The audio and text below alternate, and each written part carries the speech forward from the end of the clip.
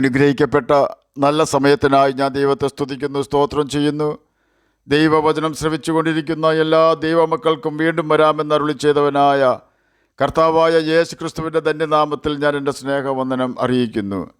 ഇന്നത്തെ അല്പസമയത്തെ ചിന്തയ്ക്കായി 1 ദിനവൃത്താന്ത പുസ്തകം 28-ാം അധ്യായം 9-ാം വാക്യം നമുക്ക് വായിക്കാം. നീയോ എൻ്റെ മകനെ ശലോമോനെ, നിൻ്റെ അപ്പൻ്റെ ദൈവത്തെ അറിയുകയും അവനെ പൂർണ്ണ ഹൃദയത്തോടും നല്ല മനസ്സോടും കൂടെ സേവിക്കുകയും ചെയ്യുക. യഹോവ സർവ്വഹൃദയങ്ങളെയും പരിശോധിക്കുകയും വിചാരങ്ങളും നിരൂപണങ്ങളും എല്ലാം ഗ്രഹിക്കുകയും ചെയ്യുന്നു. നീ അവൻ അന്വേഷിക്കുന്നുവെങ്കിൽ അവനെ കണ്ടെത്തും, ഉപേക്ഷിക്കുന്നുവെങ്കിലും അവൻ നിന്നെ നേയ്ക്ക് തള്ളിക്കളയും. അനുഗ്രഹിക്കപ്പെട്ട ഒരു വേദവാക്യമാണ് നാം കേട്ടത്. ചെറിയ പ്രായം മുതൽ ദൈവത്തെ അടുത്തറിയുവാനും ദൈവത്തിൻ്റെ പ്രവൃത്തികൾ കണ്ട് സന്തോഷിക്കുവാനും ദൈവത്തെ പാടി സ്തുതിക്കുവാനുമുള്ള ഭാഗ്യം ദാവീദിന് ലഭിച്ചു. അതിൻ്റെ കാരണക്കാരൻ തൻ്റെ പിതാവ് തന്നെ ആകുവാനാണ് സാധ്യത. യഹോവ ശമൂവേലിനോട് സംസാരിക്കുന്നത്, ഞാൻ ഇശായിയുടെ മക്കളിൽ ഒരു രാജാവിനെ കണ്ടിരിക്കുന്നു എന്നാണല്ലോ 1 ശമൂവേൽ 16-ാം അധ്യായം 1-ാം വാക്യത്തിൽ രേഖപ്പെടുത്തിയിരിക്കുന്നത്. ദൈവം ദാവീദിൻ്റെ പിതാവിനെ അറിയുമെന്ന് പറഞ്ഞാൽ തെറ്റില്ല. എന്തു തന്നെയായാലും ന്യായപ്രമാണത്തിൽ യഹോവ ജനത്തോട് കൽപ്പിക്കുന്നത് തലമുറകളെ യഹോവയെക്കുറിച്ച് പഠിപ്പിക്കണമെന്നാണ്. യഹോവയെക്കുറിച്ച് തലമുറകളെ പഠിപ്പിക്കുന്ന പിതാക്കന്മാർ ന്യായമായും യഹോവയെ അറിയുന്നവർ ആയിരിക്കണമല്ലോ. ദാവീദ് യഹോവയെക്കുറിച്ച് ചെറിയ പ്രായത്തിൽ തന്നെ അറിയുവാനിടയായി. 81-ാം സങ്കീർത്തനം 14-ാം വാക്യത്തിൽ ഇപ്രകാരം രേഖപ്പെടുത്തിയിരിക്കുന്നു, അവൻ എൻ്റെ നാമത്തെ അറിയുകയാൽ ഞാൻ അവനെ ഉയർത്തും. തള്ളയാടുകളെ മേയ്ക്കുന്ന ജോലി ചെയ്തിരുന്ന ദാവീദ് യഹോവയെ അറിയുന്നവനാകിയാൽ ദൈവം അവനെ ഇസ്രയേലിൻ്റെ രാജാവായി ഉയർത്തുക തന്നെ ചെയ്തു.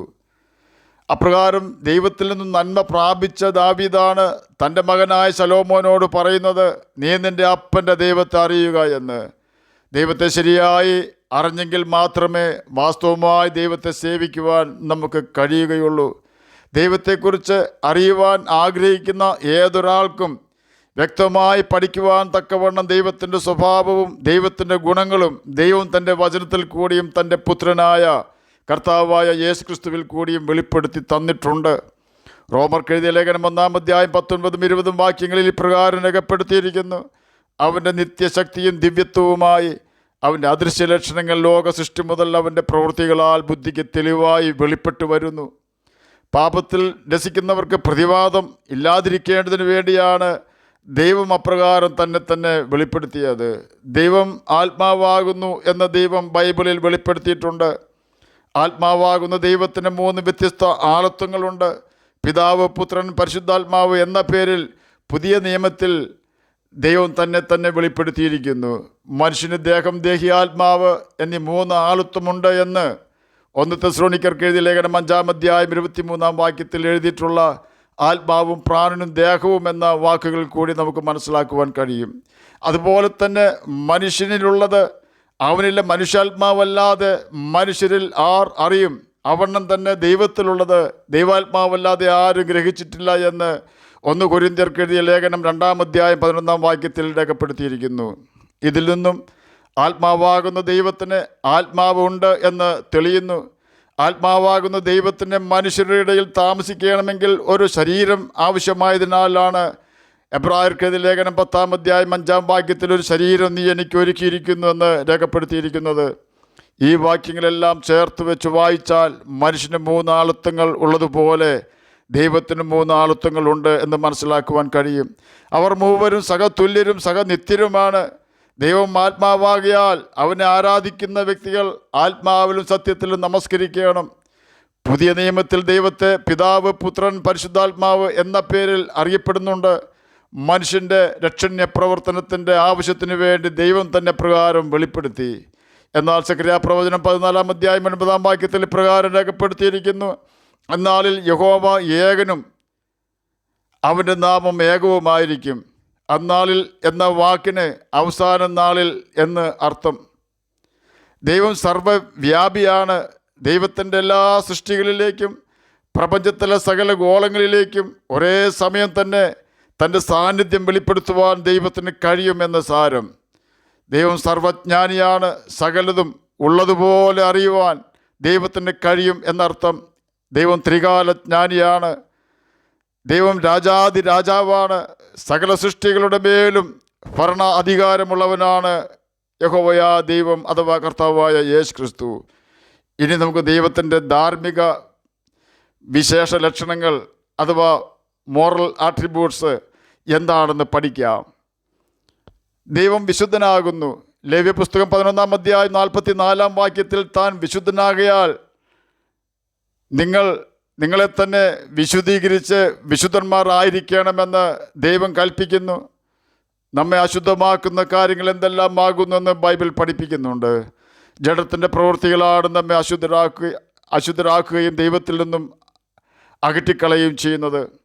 തന്നെയുമല്ല, നിത്യ നരകത്തിന് യോഗ്യരായി തീരുവാൻ നാം അശുദ്ധരായി തീർന്നാൽ മാത്രം മതിയാകും. ജഡത്തിൻ്റെ പ്രവൃത്തികൾ ദുർനടപ്പ്, അശുദ്ധി, ദുഷ്കാമം, വിഗ്രഹാരാധന, ആഭിചാരം, പക, പിണക്കം, ജാരശങ്ക, ക്രോധം, ശാഠ്യം, ദ്വന്ദ്വപക്ഷം, ഭിന്നത, അസൂയ, മദ്യപാനം, വെറിക്കൂത്ത് മുതലായവയാണ് നമ്മെ അശുദ്ധമാക്കുന്ന കാര്യങ്ങൾ. ഈ വക പ്രവർത്തിക്കുന്നവർ ദൈവരാജ്യം അവകാശമാക്കുകയില്ല എന്ന് ഗലാത്യർക്ക് എഴുതിയ ലേഖനം 5 അധ്യായം 19 മുതൽ 21 വരെയുള്ള വാക്യങ്ങളിൽ രേഖപ്പെടുത്തിയിരിക്കുന്നു. ഈ കേട്ട ജഡത്തിൻ്റെ പ്രവൃത്തികൾ നമ്മെ അശുദ്ധരാക്കി തീർക്കുകയും അത് നമ്മെ ദൈവത്തിൽ നിന്ന് അകറ്റുകയും സാത്താൻ്റെ ബന്ധനത്തിൽ ആകുവാൻ ഇട വരുത്തുകയും ചെയ്യുന്നു. ദൈവം നീതിമാനാകുന്നു. ദൈവനീതി വെളിപ്പെടുന്നത് എങ്ങനെയെന്ന് ഒരു ചോദ്യം കേൾക്കാറുണ്ട്. ആ ചോദ്യത്തിന് കൃത്യമായ ഉത്തരം യെഹെസ്കേൽ പ്രവചനം 18 അധ്യായം 23 മുതൽ 25 വരെയുള്ള വാക്യങ്ങളിൽ രേഖപ്പെടുത്തിയിരിക്കുന്നു. ദുഷ്ടൻ്റെ മരണത്തിൽ എനിക്ക് അല്പമെങ്കിലും താല്പര്യമുണ്ടോ? അവൻ തൻ്റെ വഴികളെ വിട്ടുതിരിഞ്ഞ് ജീവിക്കണമെന്നല്ലയോ എൻ്റെ താല്പര്യമെന്ന യഹോവയായ കർത്താവിൻ്റെ അരുളപ്പാട്.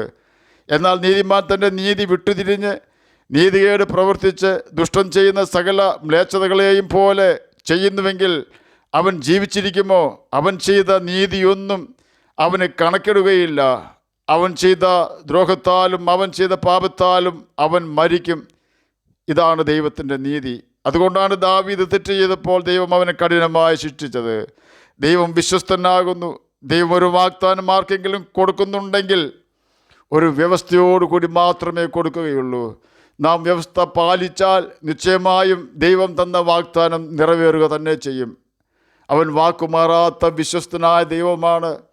ഇസ്രായേൽ മക്കൾക്ക് കനാൻ ദേശം അവകാശമായി കൊടുക്കുമെന്ന് കൽപ്പിച്ച ദൈവം ചരടുകൊണ്ട് അളന്ന് തന്നെ കനാൻ ദേശം അവർക്ക് അവകാശമായി കൊടുത്തു.